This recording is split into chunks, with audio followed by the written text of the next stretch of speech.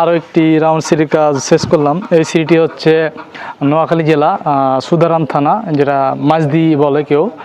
আর এই সিঁড়িটি হচ্ছে গ্রামের নাম হচ্ছে আপনার সুজাপুর।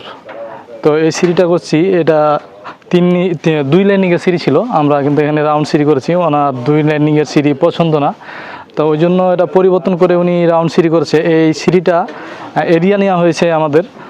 এই পাশে আমাদের আছে 12 ফিট 3 ইঞ্চি এবং এই পাশে আছে আমাদের 8 ফিট 8 ইঞ্চি। এই 8 ফিট 8 ইঞ্চি এবং 12 ফিট 3 ইঞ্চি জায়গার ভিতরে এই সিঁড়িটি সাজানো হয়েছে।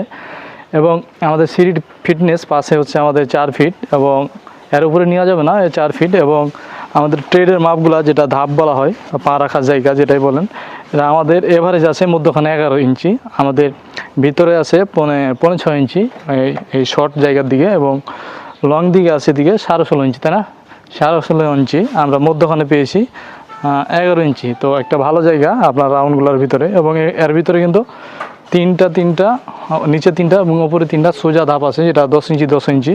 এবং মধ্যকারগুলা এভারেজ 11 ইঞ্চি, বাদ বাকি যেগুলো রাউন্ড। তো আমরা এই জায়গার ভিতরে এটাই বেটার, এর চাইতে ভালো সিঁড়ি হবে না। আমরা যতটুকু চেষ্টা করেছি এভাবে মিলানোর চেষ্টা করেছি। এবং রাইজারগুলো আমাদের 6 ইঞ্চি।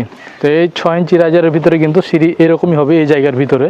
আর আপনার 5 ইঞ্চি 5.5 ইঞ্চি রাইজার নিলে কিন্তু এরিয়া আরও বড় লাগবে, বা 15-16 ফিট এরকম এরিয়া লাগবে এইদিকে। আর এখানে দেখতে পাচ্ছেন ছাদ ঢালাই দেওয়ার আগেই কিন্তু আমাদের এই সিঁড়িটি ঢালাই দেওয়া হচ্ছে, কারণ এখানে কিন্তু ওরকম ওয়ে নাই, মানে বিকল্প পথ নাই যে বাইর দিয়ে আনবে কিংবা হিসাবে। কিন্তু যেদিন ছাদ ঢালাই হয় সেদিন দিলেই ভালো হয়, কিন্তু এখানে কোনো ওয়ে নাই, বিকল্প পথ নাই। ওই জন্য আর ওনার একটা ভয় আছে যে আমরা তো শুধু রাউন্ড সিঁড়ি করি, আমরা করে চলে গেলে ওনার একটা ভয় আছে যে সিঁড়িটা কোনো রকম হলে কেউ ঠিক করতে পারবে না। ওই জন্য ছাদ ঢালাইয়ের আগেই ঢালাই দিয়ে দেবে, কারণ ছাদ ঢালাইয়ের দিন অনেক লোকজন উঠানামা করবে, ওই জন্য উনি আগেই দিয়ে নেবে। আগের দিন 2 দিন পর ঢালাই। আর এখানে দেখতে পাচ্ছেন 2 দিন পর 1 দিন কিংবা 2 দিন রাখতে হবে ঢালাই দেওয়ার পরে, নয়তো সমস্যা হতে পারে। তো আপনারা চেষ্টা করবেন ছাদ ঢালাই দিন ঢালাই দিতে পারলে ভালো, কিন্তু এখানে কোনো ওয়ে নাই, বিকল্প পথ নাই দেখে ইনি কিন্তু আগেই ঢালাই দিয়ে দিচ্ছে। তো এই জায়গার ভিতরে এরকম সিঁড়ি করতে পারেন। অনেকে আমাকে জিজ্ঞাসা করছিলেন, ভাই রাউন্ড সিঁড়ি করার জন্য কতটুকু জায়গা লাগে? তো আপনার জায়গা যদি এরকম হয়, যদি 2 লাইনিংয়ের সিঁড়ি থাকে, আপনি যদি চান যে রাউন্ড সিঁড়ি করবেন, 2 লাইনিংয়ের সিঁড়ি থাকলে কিন্তু ওই জায়গায় রাউন্ড সিঁড়ি করতে পারবেন।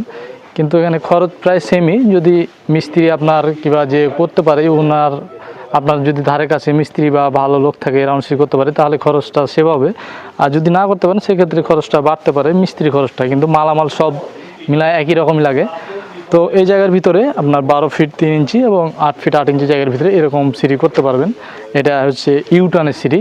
আপনারা এটা রাউন্ডও করতে পারবেন, এই জায়গাটা রাউন্ড করতে পারবেন, কিংবা ছাদের অংশেও রাউন্ড করতে পারবেন। এখানে ছাদের উপরে রাউন্ড করা হয়নি, কারণ এখানে এনার এই স্পেসটা দরকার আছে, কারণ এখানে এনার দরজা আছে, ওই জন্য এখানে জায়গা কমাতে চাই নাই, ওই জন্য এখানে ইউটার্নের সিঁড়ি করছে।